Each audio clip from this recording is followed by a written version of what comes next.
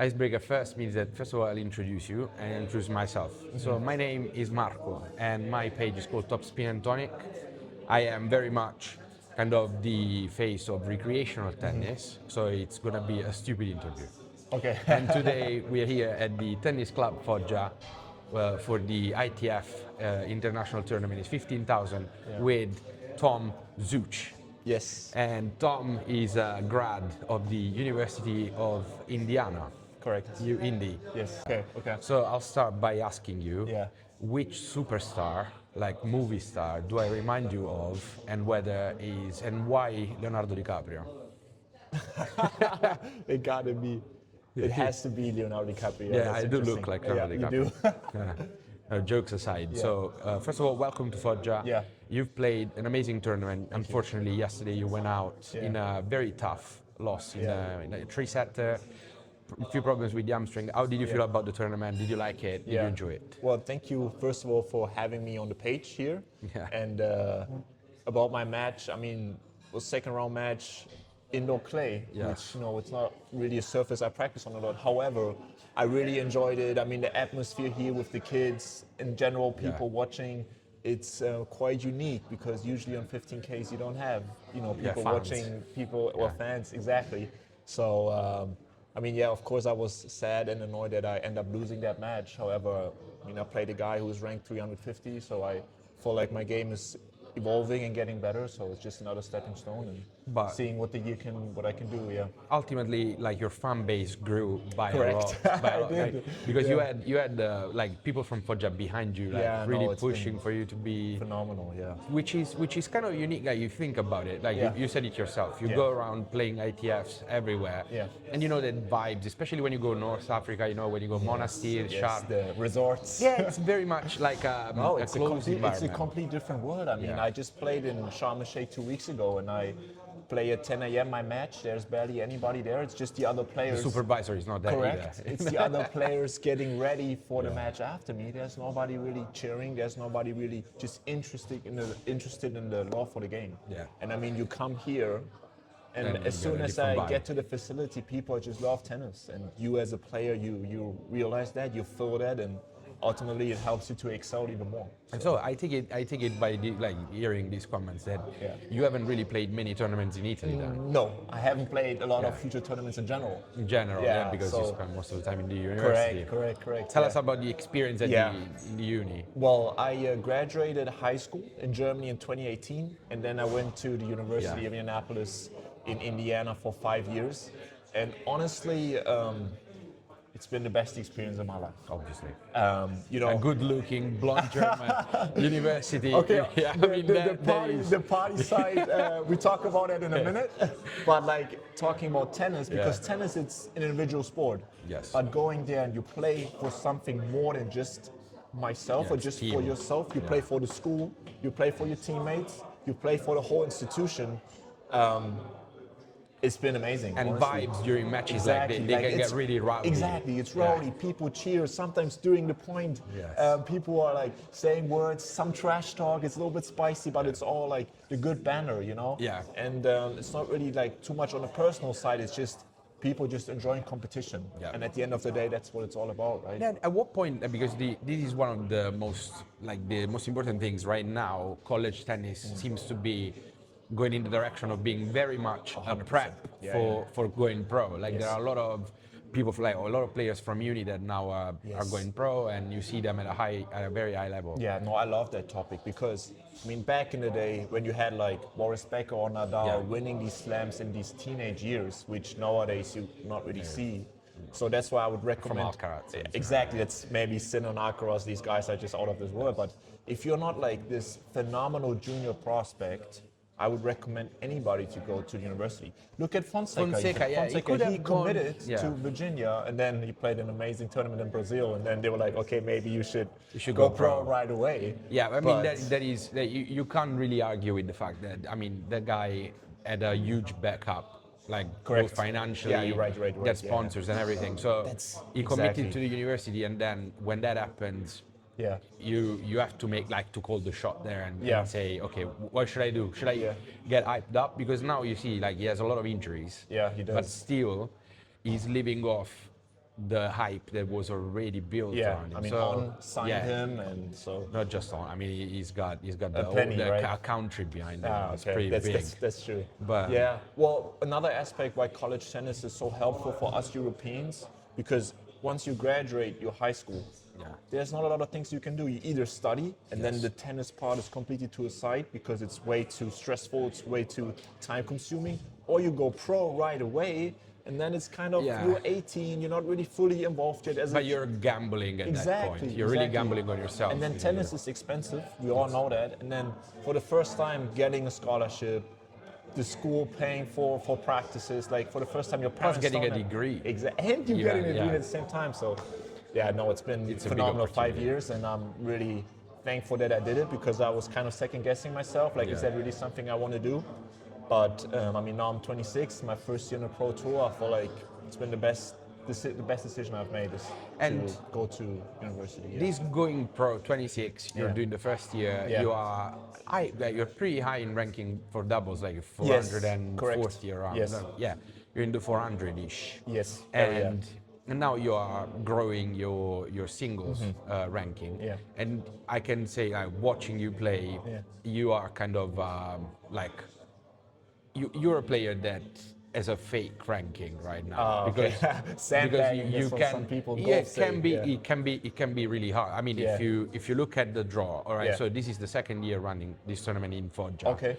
And I'm not judging the players in the bottom half of the draw. Yeah. But the top half of the draw, was like pretty competitive, to say the least. 100%. So your ranking is deceiving. Yeah. And going into matches like the one yesterday, that could be like a good thing that your ranking is deceiving because people can underestimate. Even for myself. I mean, it's good for you to tell me that, or other players come up to me like, hey, you're a player, you should be more ranked. But at the end of the day, you still have to make these results, you know? Yeah. Sure, it helps with my confidence, it helps me with my game and in these clutch moments when it's 4-4, 5-5 or whatever. Because at the end of the day, tennis is already close. Like a guy who's ranked 250 to a guy who's ranked 1,000.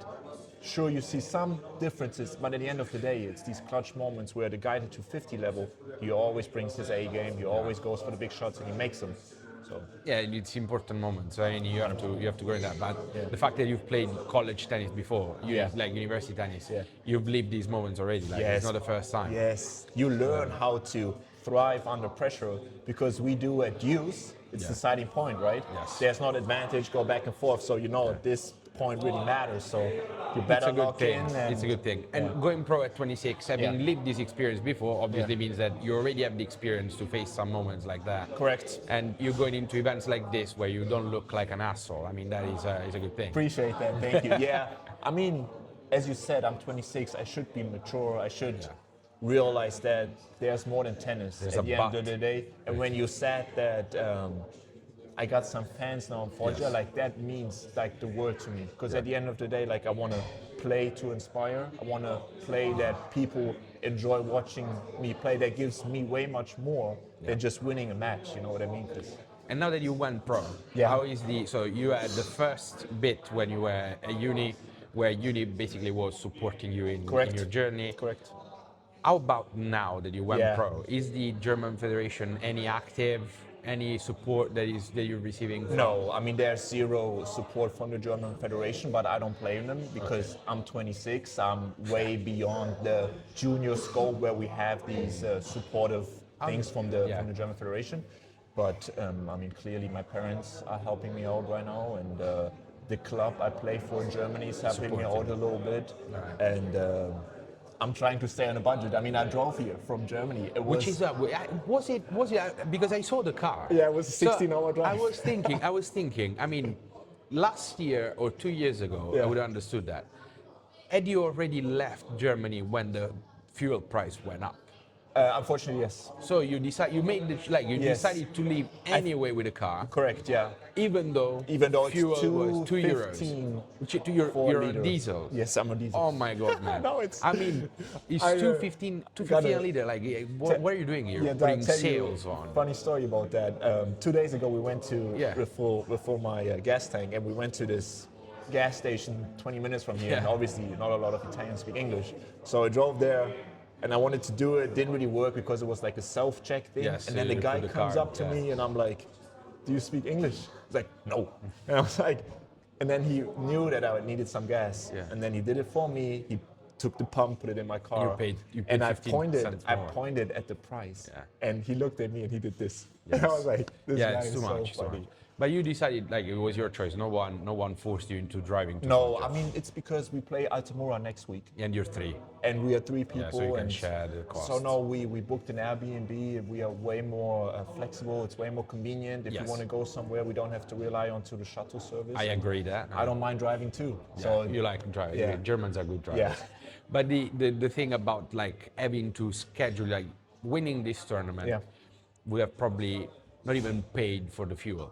no, it's So gonna be, it's I'm gonna like make you're basically you're Minus, literally going for, you win the tournament and you're 500 euros down. exactly Kind of. That sounds about right. Yeah, but The that's motivation, future too, yeah. like where do you get that thing of, I'll do it anyway? Oh, that's a Purely phenomenal the question. love for the sport. It Because is. There are more factors to it. I think if you would have asked me that question a year ago, I would have said something like, yeah, because I want to play at the US Open or I want to go to these big stages. Now, I would probably answer because I just enjoy this moment so much. You love it. I found passion in enjoying these kind of tough, hard moments because at the end of the day, I can still play my dream. Like it was always been my dream to play professional tennis. And I could also have a job, working 9 to 5, sitting at a desk. And now I'm thinking, actually, I don't mind what I'm doing right now, even though people will be like, you're not making any money. Why do you put so much stress on yourself? I'm like, you know what? I love it. So the goal for this year would be like to break even and get into 700, 600. Yes, that break sounds even. about right. Yeah. So if you don't lose any money, that would be it's a big win. big win, Yeah, big time big win.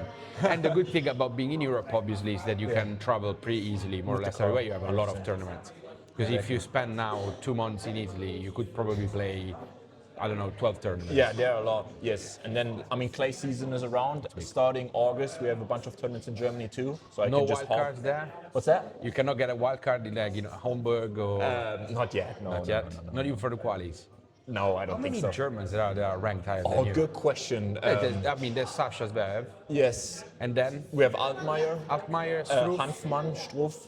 Yeah. I think those are the 4 in the But top 100. they would be. But then we wild have cards. really good juniors right now. We have the Engel, Justin Engel, Justin Engel, yeah. 150 now. Yeah, no, I've seen him. I've seen him in the next gen. I Yes, think. correct. Yeah. He played in Jeddah. We have the lefty Diego De Dura, blonde hair. I haven't seen like him. kind of. Is he the guy that made the cross. hearts on The cross and then the he cross? laid down? Yeah, that guy. Funny guy, yeah. Yeah, Well, we have whatever. some good upcoming juniors too. So. Well, But anyway. overall, like if you look at German players ranked in 100 between 600, like 600 to 100 ATP, not as many as France, Italy, Great Britain. Those are even the they're United big. States now too.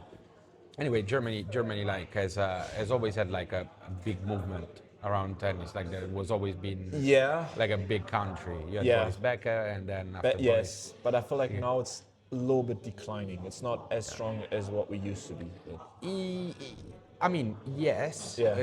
We cannot really know, like we don't know why. I mean, we know that other countries have probably raised Yeah. the bar a little bit. Yeah, true. Italy, I can tell you that the good thing about Italy is that because there are so many tournaments, Right. players can play a lot. Yeah. And Yeah, they the can big go up the tournaments too, rankings. yeah. So because you can go up in the rankings pretty far, like 100%, easily, yeah. then you have bigger opportunities. Yeah. But let's go to the point that is more interesting, Yeah. probably to recreational players. Okay, yeah. Yeah. How important is to be as good looking as you are on the tennis court? You have Stop it. You have a lot of women like supporting you here. Yeah, that's they were cute. really sad yesterday when you had the problem with the hamstring. Yeah, they were and like- there was the physio there. Yeah, you he was they massaging my glutes. everybody was there. Was like, I should be a physio. That's funny, yeah. Yeah.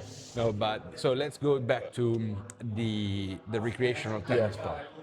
So one thing that I think is interesting, like there are two things that are interesting for recreational players.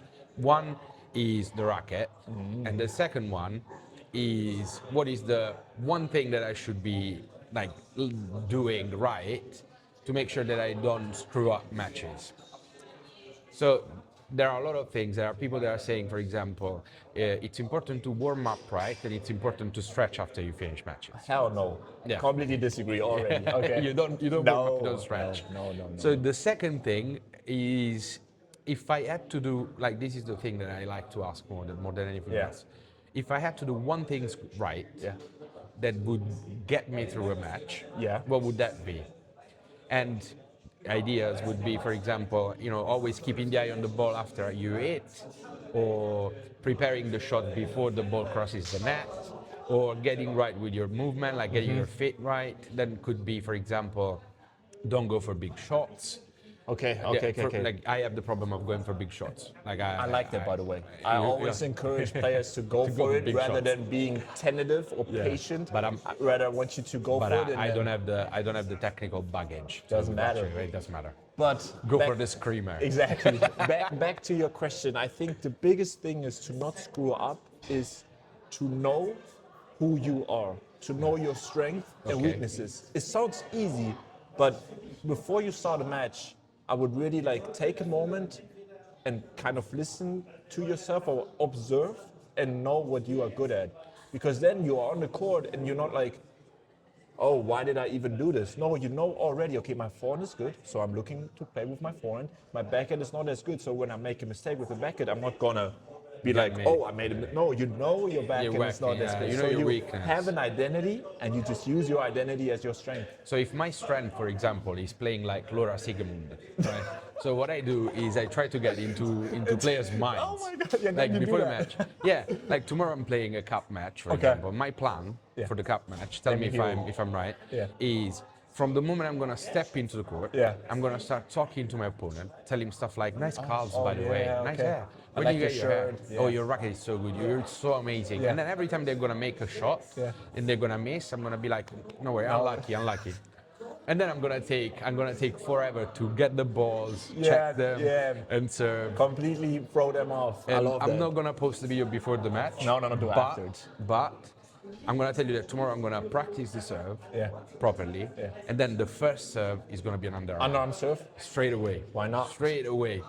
No, jokes today. Maybe one more thing, just tennis-wise, I think that footwork is the most important. If I would tell one thing to recreational player, move your feet, be in position. Yeah, but how do you move your feet? Like, it's not just moving your feet. It's yeah, I mean, if I see my dad play, and my dad, because he's the guy who's like, when he misses, he looks at the racket, he's like, I need a new racket. He takes another racket, misses, takes another racket. And he doesn't know it's the shoes. It's the shoes.